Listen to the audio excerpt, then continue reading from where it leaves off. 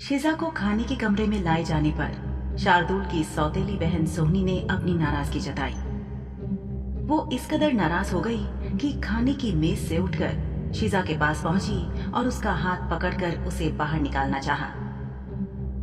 शार्दुल ने सोहनी को धमकाया कि अगर वो पियानो बजाने के लिए अपने दोनों हाथ सलामत चाहती है तो शिजा का हाथ छोड़ दे। शार्दुल की धमकी से वो छोटी पिशाचनी सोहनी बिल्कुल नहीं डरी और उसने अपनी जगह से 1 इंच भी हिले बिना शार्दुल की आंखों में देखना जारी रखा। लेकिन उस कमरे में मौजूद सभी लोग जानते थे कि शार्दुल की चेतावनी हमेशा काम करती है। शार्दुल के मुंह से चेतावनी वाले ये शब्द निकलने के कुछ ही पलों बाद उनका असर दिखना शुरू हो गया। सोहनी को अच्छे से पता था कि अगर उसने शार्दुल के गुस्से या उसके शब्दों के पीछे के सच को जानने की कोशिश की तो शार्दुल पलक झपकाए बिना उसका हाथ तोड़कर रख देगा। सोहनी ने अपना मुंह बिचकाया और शार्दुल से कहा, हमारे घर का एक नियम है शार्दुल कि आज तक हमारे खाने के कमरे में कोई भी गुलाम नहीं आया है। इस लड़की को इसी समय बाहर भेजो। दयाल। शार्दुल ने अपनी बहन की बात को सिरे से खारिज किया और अपने खान सामे को आवाज लगाई, जो तुरंत अपने मालिक की आवाज सुनकर उसके हुक्म के इंतजार में वहां आकर खड़ा हो गया। अपना खाना खत्म करने से पहले मुझे एक प्याला खून की चाय चाहिए। मेरी चाय को अच्छे से उबालना। मैं नहीं चाहता कि चाय के प्याले में कोई मांस का टुकड़ा रह जाए। इतना कहकर शार्दुल खाने की मेज के पास जाकर अपनी कुर्सी पर बैठ गया। उसकी सौतेली माँ मलका जान ने अपने पति यानी शार्दुल के पिता की तरफ देखा, जो सुबह सुबह इस पारिवारिक पचड़े में पड़ना ही नहीं चाहते थे। सुबह का वक्त था और वो शांति से अपनी पसंद का गर्मा गर्म नाश्ता खाना चाहते थे। मलका जान ने शार्दुल से कहा, शार्दुल, कृपया अब ये मत कहना बेटा कि तुम चाहते हो कि यह गुलाम लड़की हमारे साथ खाना खाने बैठेगी। जी हाँ, बिल्कुल। शार्दुल ने अपनी चांदी की तश्तरी में रखा मांस का टुकड़ा बहुत सलीके से विलायती कांटे और छुरी से काटते हुए कहा। उसकी सौतेली मां ने उसे बहुत ही भयानक तरीके से देखा।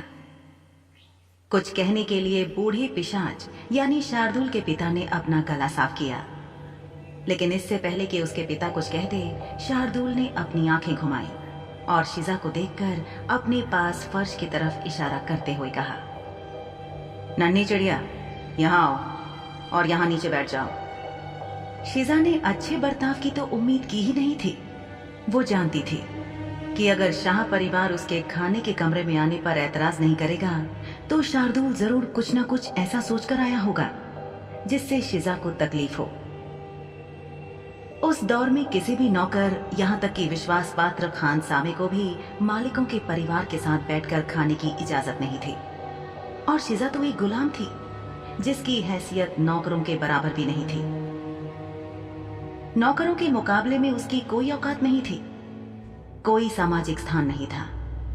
वो बदतर हालात में थी। इस वक्त मेज के पास फर्श पर बैठना भी उसके लिए खुशकिस्मती की बात थी।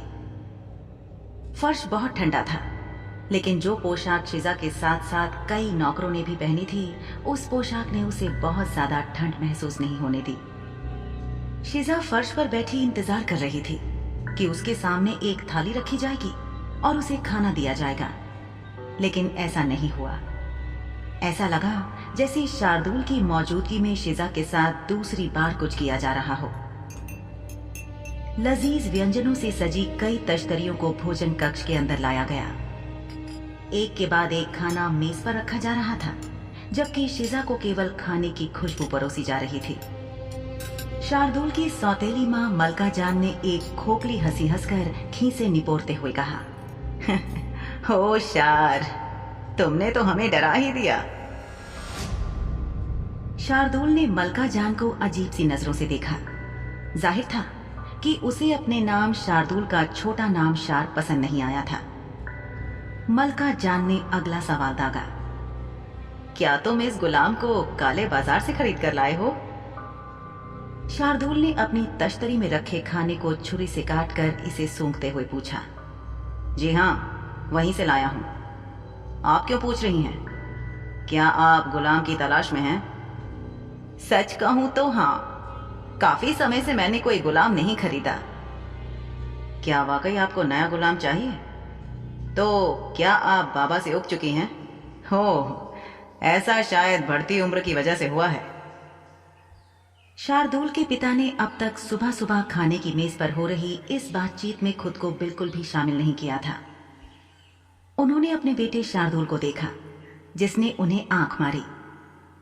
शाह परिवार के घर में यह कोई रहस्य नहीं था कि शार्दुल अपनी सौतेली मां यानी मलका जान को सख्त नापसंद करता था और उसे अपनी मां नहीं मानता था। शार्दुल के मुताबिक मलका जान कभी भी उसकी दिवंगत मां की जगह नहीं ले सकती थी। शार्दुल की बड़ी बहन अवंतिका, जो उससे उम्र में 6 साल बड़ी थी, एक दयालु पिशाचिनी थी। शार्दुल ने कभी अवंतिका की तरह आज्ञाकारी बच्चा बनने की कोशिश नहीं की।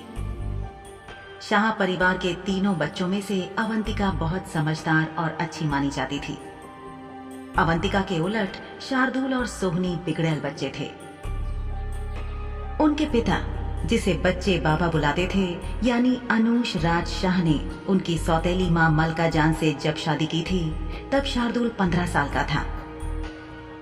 हालांकि उसने अपने बाबा की इच्छा का आदर करते हुए उनकी दूसरी शादी का विरोध नहीं किया, लेकिन इसका ये मतलब कतई नहीं था कि शार्दुल ने मलका जान नामक महिला को अपने परिवार के हिस्से की तरह स्वीकार कर लिया था। इस बात को सभी जानते थे। आखिरकार जब शार्दुल के बाबा ने कुछ कहने के लिए अपना मुंह खोला, तो उनकी बीवी मलका जान अपनी सुपरिचित अजीब सी हंसी हंसकर उनका मूड सही करने की कोशिश करने लगी। मलका जान ने कहा, मुझे यकीन है कि नए गुलाम से मुझे और तुम्हारे बाबा दोनों को सहारा मिलेगा। वैसे तुमने गुलाम खरीदकर बहुत अच्छा किया। अब तुम एक शुद्ध रक्त वाले पिशाच के तौर तरीकों को ठीक से जान सकोगे। शार्दुल मुस्कुराया। वो कुछ कहने ही वाला था कि उसकी बगल में बैठी अवंतिका ने हालात संभालने के लिए बात बदलते हुए कहा, क्या आज तुम काउंसिल के दफ्तर जाओगे शार्दुल? अवंतिका इतनी प्यारी थी कि कभी किसी परेशानी का कारण नहीं बनी, लेकिन शार्दुल अपनी सौतेली मां और सौतेली बहन की टिप्पणियों की कड़वाहट और तेजी के साथ खाने की मेज पर जवाब देने का कोई मौका कभी नहीं छोड़ता था। अवंतिका अक्सर इसी तरह अपनी सूझबूझ से छोटी तकरारों को बड़े झगड़ों में बदलने से रोक लेती थी। अवंतिका ने मेज पर रखी नमकदानी उठाने के लिए हाथ आगे बढ़ाया और शार्दुल ने उसे खिसकाकर अवंतिका के पास कर दिया। दोनों भाई बहन में एक अपनत्व भरी मुस्कान की अदला बदली हुई। फिर शार्दुल ने कहा, मुझे 1 सप्ताह के लिए वापस काउंसिल के दफ्तर नहीं जाने के लिए कहा गया है। इस वक्त कुछ दूसरी चीजों पर ध्यान देने की जरूरत है। ठीक इसी वक्त दयाल एक चांदी के प्याले में खून की चाय के साथ आ पहुंचा। दयाल, मेरी चाय यहां रख दो। शार्दुल के कहे मुताबिक दयाल ने उसकी चाय उसके ठीक सामने मेज पर रख दी। नाश्ता खत्म करने के बाद उसके पिता ने अपने मुंह पर रुमाल थपथपाकर अपनी थाली के किनारे रख दिया। फिर वो अपने बेटे शार्दुल से बोले, काउंसिल का कामकाज कैसा चल रहा है? हाल ही में हुए नरसंहार की वजह से तो बहुत कुछ चल रहा होगा। शार्दुल ने अपना सिर हिलाया। अपनी तश्तरी में कीमा भरी हुई पाव रोटी रखकर उस पर अच्छे से मक्खन लगा दिया। फिर कहा, पास के गांव की एक हवेली में जो कुछ भी हुआ उसे लेकर काउंसिल वहां के मुख्य नौकर से तफ्तीश कर रही है। उम्मीद है उससे काफी कुछ पता लग सकेगा। अपनी बात खत्म करने के बाद शार्दुल ने वो मक्खन लगी कीमे से भरी पाव रोटी उठाई और नीचे फर्श पर बैठी शिजा को थमा दी। ये देखकर सोहनी के तेजी से चल रहे छुरी कांटे वहीं रुक गए। शिजा चुपचाप बैठी संगमरमर के फर्श को घूर रही थी। दूधिया सफेद रोशनी जो शायद झूमर से आ रही थी, फर्श को चमका रही थी। अचानक उसे खाने की खुशबू अपने काफी नजदीक महसूस हुई। उसने नजरें उठाकर देखा तो ठीक शिजा के चेहरे के सामने पाव रोटी के 2 टुकड़े थे, जिनमें से मक्खन और ताजे कीमे की खुशबू आ रही थी। देखते ही देखते उसके मुंह में पानी आ गया। शिजा का पेट गुड़गुड़ करने लगा और उसने अपने होंठ चाट लिए। अपना सिर ऊपर उठाते हुए शिजा ने शार्दुल को देखा, जो अपने बाबा से बात कर रहा था, जबकि उसका एक हाथ शिजा के चेहरे के पास हवा में लटका हुआ था। मौका पाते ही शिजा ने शार्दुल के हाथ से पाव रोटी को लपक लिया और जल्दी से खाने लगी। कुछ ही पलों में वो मक्खन लगी कुरकुरी भरवा पाव रोटियां उसके पेट में चली गईं। जैसे ही उसने अपनी उंगलियों पर लगे मक्खन और मसालों को चाटा, उसे लगा जैसे कोई उसे देख रहा है। पहले तो शिजा ने सोचा कि ये शार्दुल है, लेकिन उस वक्त शार्दुल अपना खाना खाने और कुछ लाल रंग का द्रव्य पीने में व्यस्त था। शिजा ने अनुमान लगाया कि वो खून पी रहा था। शार्दुल के खून पीने के विचार से ही शिजा के पेट में मरोड़ उठने लगे और उसे उबकाई आने लगी। शुद्ध खून वाले पिशाचों को खून पीते हुए देखने से पहले शिजा कभी भी पिशाचों की संगति में नहीं रही थी। लगातार घूरती निगाहों को तलाशती शिजा की नजर ने आखिरकार एक नहीं बल्कि 2 जोड़ी आंखों को खुद को घूरते हुए देखा। सोहनी की नजर में पूरी नफरत और हिकारत थी, तो उसकी मां मलका जान के होंठ झुंझलाहट की एक पतली रेखा में मुड़े हुए थे। सबको सुनाते हुए अपने दांत पीसती हुई सोहनी अपनी मां से शिकायत करते हुए बोली, जरा देखो इसे, सिर्फ देखने भर से मेरी आंखों को तकलीफ हो रही है। क्या आपने देखा मां कि इसने किस बदतमीजी से खाया? देखो, फर्श पर चारों ओर खाने के छोटे छोटे टुकड़े फैले हुए हैं। न चाहते हुए भी शिजा के माथे पर हल्की त्योरियां चढ़ गईं और उसकी आंखें चिढ़कर छोटी हो गईं। अपने गुलाम होने की हकीकत को महसूस करते हुए शिजा ने फौरन अपने चेहरे के भावों को ठीक किया, लेकिन तब तक देर हो चुकी थी। सोहनी और मलका जान ने शिजा के चेहरे के भावों को पढ़ लिया था। शिजा का बर्ताव सामाजिक नियमों के हिसाब से असभ्य और गंवारू था, क्योंकि किसी भी गुलाम में अब तक अपने मालिकों या किसी भी अमीर और रसूखदार व्यक्ति से नजरें मिलाने की हिम्मत नहीं थी। सोहनी के चेहरे की हिकारत शिजा को उसकी जगह दिखा रही थी। सोहनी ने गुस्से में सवाल किया, ए लड़की, क्या देख रही हो तुम? शिजा को गुस्सा तो आया, पर उसने अपनी नजरें नीची कर ली। अगर कमरे के मौजूद लोग शिजा के दिमाग में चल रहे विचारों को सुन पाते, तो अब तक उसे बाहर धूप में सूखे कपड़ों की तरह तब तक लटका दिया गया होता जब तक कि उसकी मौत ना हो जाए। शिजा ने मन ही मन सोचा कि उसकी खुशकिस्मती थी कि ऐसा नहीं हुआ। शार्दुल ने खून वाली चाय समाप्त कर दी थी। अपने प्याले को मेज पर एक कर्कश ध्वनि के साथ जोर से रखते हुए वो गरजा, मेरी पालतू को हुक्म देना बंद करो सोहनी। अगर तुम्हें हुक्म देने का इतना ही शौक है तो बाजार से अपने लिए एक अलग पालतू खरीद लो। दोनों पिशाचनी माँ बेटी ने शिजा को घूरना बंद कर दिया। सोहनी ने ताना मारा, क्यों ना हुक्म दूं? हम एक परिवार के हैं और परिवार में सभी चीजें साझा होती हैं। पालतू भी बांटे जा सकते हैं। हाँ हाँ, सोहनी ठीक ही तो कह रही है। सोहनी की मां मलका जान ने उसकी हाँ में हाँ मिलाते हुए कहा। शार्दुल के चेहरे के भाव बदल गए और इसके पहले कि उसकी सौतेली मां एक और शब्द कह पाती, शार्दुल अपनी जगह से खड़ा हुआ।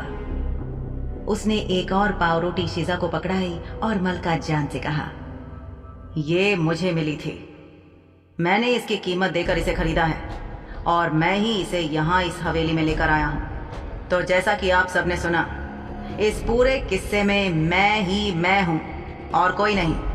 इसलिए सोहनी, तुम अपने लिए नए खिलौने खरीदो और मेरी चीजों से दूर रहो। तुम्हें तो पता ही है ना कि तुम्हारा बड़ा भाई अपनी चीजें बांटने में बिल्कुल भी यकीन नहीं रखता है। इतना कहकर शार्दुल ने सोहनी को एक व्यंग्य भरी मुस्कान दी। सोहनी ने चुपचाप सारी बातें सुन तो ली, पर उसके चेहरे से साफ जाहिर था कि उसे ये बातें जरा भी पसंद नहीं आई थी। अब जब शिजा को खाना खिलाया जा चुका था और उसका पेट भरा हुआ था, तो उसने शाह परिवार के तनावपूर्ण माहौल पर ध्यान दिया। उसे आश्चर्य हुआ कि कहीं इस सब का कारण वो तो नहीं थी। शिजा नहीं जानती थी कि उसे कुछ अजीब सा क्यों महसूस हो रहा था। ऐसा लग रहा था कि शाह परिवार के 3 बच्चे थे, लेकिन उनका रिश्ता कहीं से भी किसी सामान्य परिवार जैसा नहीं लग रहा था। ऐसा नहीं है कि शिजा पारिवारिक मामलों की कोई विशेषज्ञ थी, लेकिन यहाँ इस घर में इस परिवार के लोगों के बीच जो तनाव था उसे वो साफ साफ महसूस कर पा रही थी। शिजा इस परिवार के तनाव भरे माहौल को समझने की कोशिश कर ही रही थी कि शार्दुल अपनी बड़ी बहन अवंतिका की तरफ बढ़ा और आगे झुककर उसके माथे को स्नेह से चूम लिया और फिर उसने शिजा को निर्देश दिया, मेरे पीछे आओ। शिजा चुपचाप सिर झुकाए शार्दुल के पीछे चल पड़ी। शार्दुल को ऊपर कमरे की तरफ न जाकर हवेली के प्रवेश द्वार की ओर जाते हुए देखकर शिजा ने उससे पूछा, हम कहाँ जा रहे हैं? नर्क में। क्या तुम अभी भी भागने की कोशिश करने का सोच रही हो नन्ही चिड़िया?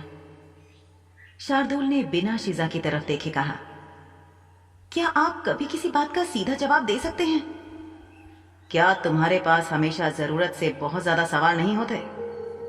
ऐसा लग रहा है कि खाना खाने के बाद तुम में कुछ ज्यादा ही हिम्मत आ गई है। मुझे लगता है कि तुम्हारे खाने पर कटौती करनी चाहिए। शिजा चुप हो गई। उसे यकीन नहीं था कि वो मजाक कर रहा था या गंभीर था। इससे पहले कि वो दोनों हवेली से बाहर निकलते, दरवाजे पर खड़ी एक नौकरानी शार्दुल को उसका लंबा विलायती ओवरकोट पहनने में मदद करने आ गई। शिजा हवेली के मुख्य दरवाजे की ओर देख रही थी, जिसे बारीकी से उकेरा गया था।